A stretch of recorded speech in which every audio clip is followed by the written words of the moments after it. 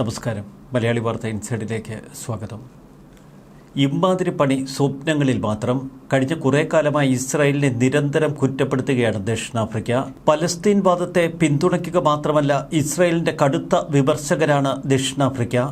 ഐക്യരാഷ്ട്രസഭയുടെ ഉന്നത കോടതിയിൽ വളരെ വിവാദപരമായ ഒരു കേസിൽ ഗസയിൽ പലസ്തീനികൾക്കെതിരെ ഇസ്രായേൽ വംശഹത്യ നടത്തുന്നു എന്ന് ദക്ഷിണാഫ്രിക്ക ആരോപിച്ചിരുന്നു.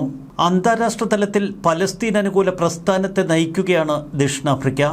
ഗസയിൽ തങ്ങൾ വംശഹത്യ നടത്തിയിട്ടില്ല, ഹമാസിന്റെ നിയമപരമായ കൈയായി പ്രവർത്തിക്കുകയാണ് ദക്ഷിണാഫ്രിക്കയെന്ന് ഇസ്രായേൽ തിരിച്ചടിച്ചിരുന്നു. ഗസയിൽ ഇസ്രായേൽ നടത്തുന്ന കൊടുക്രൂരതകൾ പലപ്പോഴും ഐക്യരാഷ്ട്രസഭയുടെ മുന്നിലെത്തിക്കാൻ ദക്ഷിണാഫ്രിക്ക ശ്രമിക്കാറുണ്ട്. ദക്ഷിണാഫ്രിക്കയും ഇസ്രായേലും പലപ്പോഴും നേർക്കുനേർ കോർക്കുന്ന കാഴ്ചയും.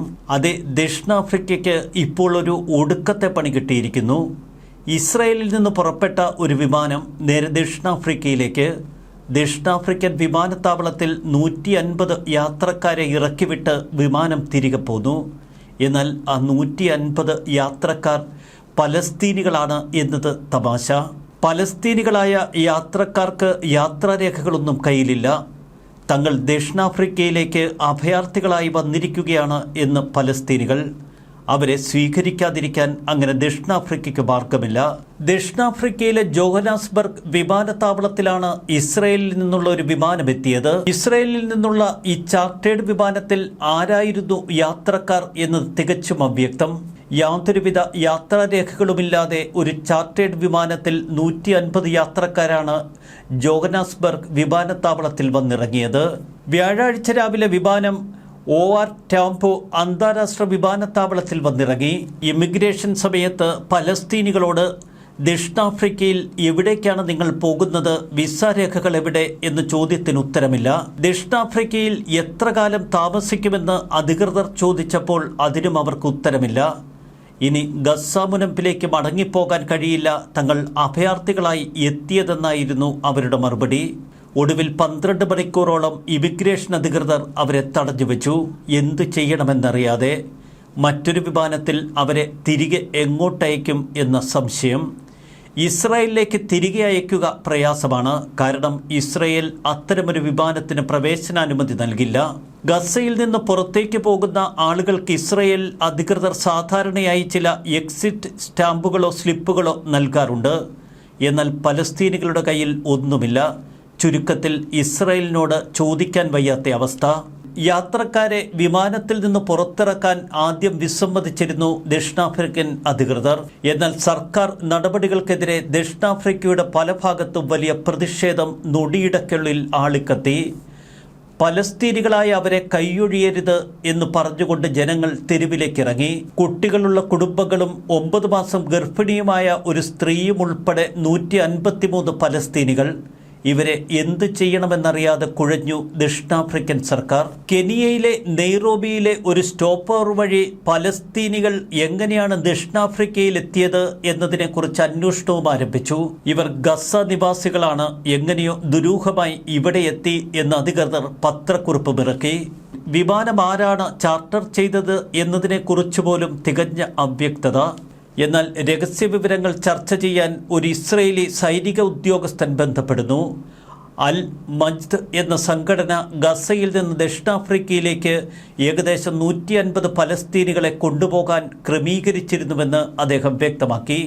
ഗസ മുനമ്പിലെ ഒരു മീറ്റിംഗ് പോയിന്റിൽ നിന്ന് കെറം ഷാലോം ക്രോസിംഗിലേക്ക് പലസ്തീനികളെ കൊണ്ടുവന്ന അൽ മജ്ദ് പിന്നീട് ബസ്സുകളിൽ ഇസ്രയേൽ അകമ്പടിയോടെ ഇവരെ വിമാനത്താവളത്തിലെത്തിച്ചു. ഇസ്രയേലിലെ റമോൺ വിമാനത്താവളത്തിലേക്ക് കൊണ്ടുവന്ന ഇവരെ പിന്നീട് വിമാനത്തിനുള്ളിലാക്കി നേരെ ദക്ഷിണാഫ്രിക്കയിലേക്ക് കടത്തിവിട്ടു. തങ്ങളുടെ രാജ്യത്തേക്ക് കൊണ്ടുവന്ന പലസ്തീനികളെ രാജ്യത്ത് നിന്ന് കടത്തുക മാത്രമാണ് തങ്ങൾ ചെയ്തത് എന്ന ന്യായമാണ് ഇസ്രയേൽ മുന്നോട്ട് വച്ചത്.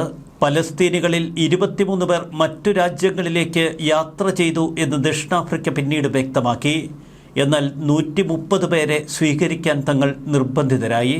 ദക്ഷിണാഫ്രിക്കൻ ആഭ്യന്തര മന്ത്രാലയം തുടർന്ന് ഇവർക്കുള്ള പ്രവേശനാനുമതി നൽകി. ഗിഫ്റ്റ് ഓഫ് ദി ഗിവേഴ്സ് എന്ന NGO തുടർന്നിവരുടെ പുനരധിവാസം ഉൾപ്പെടെയുള്ള കാര്യങ്ങൾ ഏറ്റെടുത്തു. അവശ്യ രേഖകളില്ലാതെ ദക്ഷിണാഫ്രിക്കയിലെത്തിയ പലസ്തീനികൾ, എന്നാൽ കലാപം നിറഞ്ഞ യുദ്ധം നിറഞ്ഞ രാജ്യത്ത് നിന്ന് വന്ന ആളുകൾ, അനുകമ്പയും സഹാനുഭൂതിയും ഞങ്ങൾക്ക് അവരോടുണ്ട്. അതുകൊണ്ട് തന്നെ അവരെ നമ്മൾ സ്വീകരിക്കുന്നുവെന്നാണ് ദക്ഷിണാഫ്രിക്ക വ്യക്തമാക്കിയത്.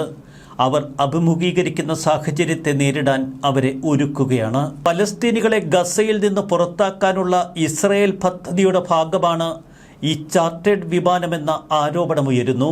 വിമാനയാത്രയുടെ രഹസ്യ സ്വഭാവം ഇസ്രയേൽ ഗവൺമെന്റിന്റെ ശ്രമമാണ് എന്നീ ആശങ്ക ദക്ഷിണാഫ്രിക്ക പ്രകടിപ്പിച്ചു. പലസ്തീൻ പ്രദേശങ്ങളിലെ സിവിലിയൻ നയങ്ങൾ നടപ്പാക്കുന്നതിന് ഉത്തരവാദികളായ അധികൃതരോട് തങ്ങൾ വിശദീകരണം ചോദിച്ചുവെന്ന് ഇസ്രയേൽ പറയുന്നു. എന്നാൽ ഗസ നിവാസികൾക്ക് മറ്റ് രാജ്യങ്ങളിലേക്ക് പോകാൻ അനുവദിക്കുന്ന ഇസ്രയേൽ ഗവൺമെന്റ് നയത്തിന്റെ ഭാഗമായി മൂന്നാമതൊരു രാജ്യത്ത് അവരെ സ്വീകരിക്കാൻ അനുമതി ലഭിച്ചതിനെ തുടർന്നാണ് ഇവരെ ഇത്തരമൊരു ചാർട്ടേഡ് വിമാനത്തിൽ പറഞ്ഞയച്ചത് എന്ന വിശദീകരണവും പുറത്തു വരുന്നു. യുദ്ധം ആരംഭിച്ചതിന് ശേഷം ഇത്തരത്തിൽ 40,000-ഓളം പലസ്തീനികളെ മറ്റു രാജ്യങ്ങളിലേക്ക് ഇസ്രയേൽ അയച്ചു കഴിഞ്ഞു. ഗസയിലെ 2 ദശലക്ഷത്തിലധികം വരുന്ന പലസ്തീനികളെ ശാശ്വതമായി ഒഴിപ്പിക്കുമെന്ന അമേരിക്കൻ പ്രസിഡന്റ് ഡൊണാൾഡ് ട്രംപിന്റെ വാക്കുകൾ നടപ്പിലാക്കുകയാണോ ഇസ്രയേൽ എന്ന സംശയം ചില കേന്ദ്ര ഉന്നയിച്ചു. ഈ പദ്ധതി വംശീയ ഉന്മൂലനത്തിന് തുല്യമാണ് എന്ന് അവകാശ സംഘടനകൾ പറയുന്നു. അവരെ തിരിച്ചു വരാൻ അനുവദിക്കില്ല എന്ന ട്രംപിന്റെ നയം ഒരുപക്ഷെ ഇസ്രയേൽ പ്രാവർത്തികമാക്കുകയായിരിക്കാം. ജോനാസ്ബർഗിലെത്തിയ ഈ പലസ്തീനികളെ ഗസയിൽ നിന്ന് ഇസ്രയേൽ പുറത്താക്കുന്നതായി തോന്നുന്നുവെന്നാണ് ദക്ഷിണാഫ്രിക്കൻ നേതാവ് റാമാഫോസ് വിശദീകരിക്കുന്നത്. എന്നാൽ ദക്ഷിണാഫ്രിക്കയുടെ ഇത്തരം ആരോപണങ്ങൾക്ക് ഇസ്രയേൽ മറുപടി നൽകുന്നില്ല. ദക്ഷിണാഫ്രിക്കയിൽ തന്നെ പ്രവർത്തിക്കുന്ന NGO gift of the givers ഇസ്രയേലിന്റെ ഒരു മുന്നണി സംഘടനയാണ് എന്ന ആരോപണം ചിലർ ഉയർത്തുന്നു. ഒക്ടോബർ 28-ാം തീയതി 170 പലസ്തീനികളുമായി മറ്റൊരു വിമാനം ലാൻഡ് ചെയ്തിരുന്നു. അതിനുശേഷം ദുരൂഹ സാഹചര്യത്തിൽ ദക്ഷിണാഫ്രിക്കയിലെത്തുന്ന 2ാമത് വിമാനമാണിത്. വിമാനത്തിൽ വന്ന യാത്രക്കാർക്ക് തങ്ങളെ എവിടേക്കാണ് കൂട്ടിക്കൊണ്ടുപോകുന്നത് എന്നതിൽ വ്യക്തതയുണ്ടായിരുന്നില്ല എന്നാണ് പുറത്തുവരുന്ന വാർത്തകൾ. വിമാനത്തിൽ വെച്ച് അവർക്ക് ഭക്ഷണം പോലും നൽകിയില്ല എന്ന പരാതി ഉയരുന്നു. എന്നാൽ വിമാനത്താവളത്തിൽ തടഞ്ഞിട്ട 12 മണിക്കൂർ സമയമാണ് അവർക്ക് ഭക്ഷണം പോലും ലഭിക്കാതെ വന്ന സാഹചര്യത്തിന് കാരണമെന്ന് മറ്റൊരു വാദവും ഉയരുന്നു. ഇസ്രയേലിൽ പ്രവർത്തിക്കുന്ന അൽ-മജ്ദ് യൂറോപ്പ് എന്ന സംഘടന മുൻപ് പലസ്തീനികളുടെ ഗസയിൽ നിന്നുള്ള യാത്രയ്ക്ക് സൗകര്യമൊരുക്കുന്ന ഒരു ടൂർ ഓപ്പറേറ്റർ സംവിധാനമാണ്. 2010-ൽ ജർമ്മനിയിൽ സ്ഥാപിതമായ ഒരു സംവിധാനം. ഇപ്പോൾ ജെറുസലേം ആസ്ഥാനമാക്കി അവർ പ്രവർത്തിക്കുന്നു. ഒരു മാനുഷിക സംഘടനയെന്നാണ് തങ്ങളുടെ വെബ്സൈറ്റിൽ അവർ തങ്ങളെക്കുറിച്ച് വിശേഷിപ്പിക്കുന്നത്. സംഘർഷ മേഖലകളിലെ മുസ്ലിം സമൂഹങ്ങൾക്ക് സഹായവും രക്ഷാപ്രവർത്തനവും നടത്തുന്ന സംഘടന. എന്നാൽ അവരുടെ വെബ്സൈറ്റിൽ ഓഫീസ് ഫോൺ നമ്പറുകളോ അതിൻ്റെ കൃത്യമായ മേൽവിലാസമോ രേഖപ്പെടുത്തിയിട്ടില്ല.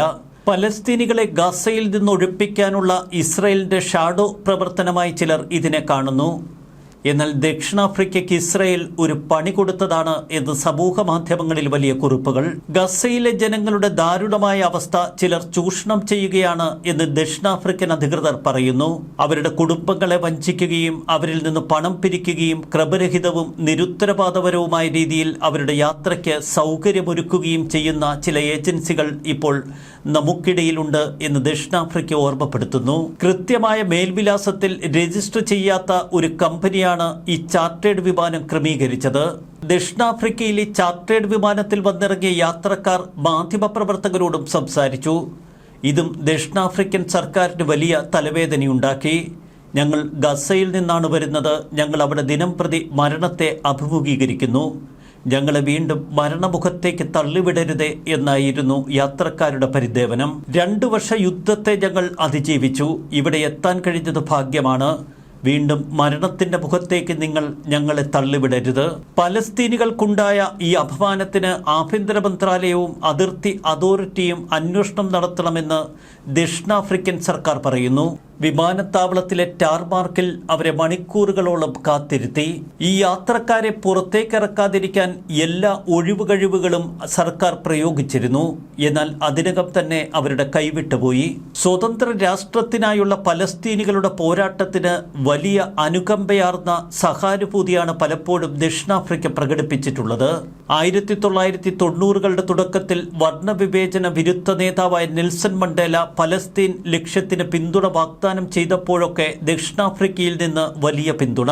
പൊതുവെ ഗസയോടും പലസ്തീനികളോടുമൊക്കെ വലിയ പിന്തുണ പ്രഖ്യാപിക്കുമ്പോൾ മറുവശത്ത് ഹമാസിന്റെ അന്താരാഷ്ട്ര ഏജൻസിയായി ദക്ഷിണാഫ്രിക്ക പ്രവർത്തിക്കുന്നു എന്ന് തുടർച്ചയായ ആരോപണം ഇസ്രയേൽ ഉയർത്തുന്നു.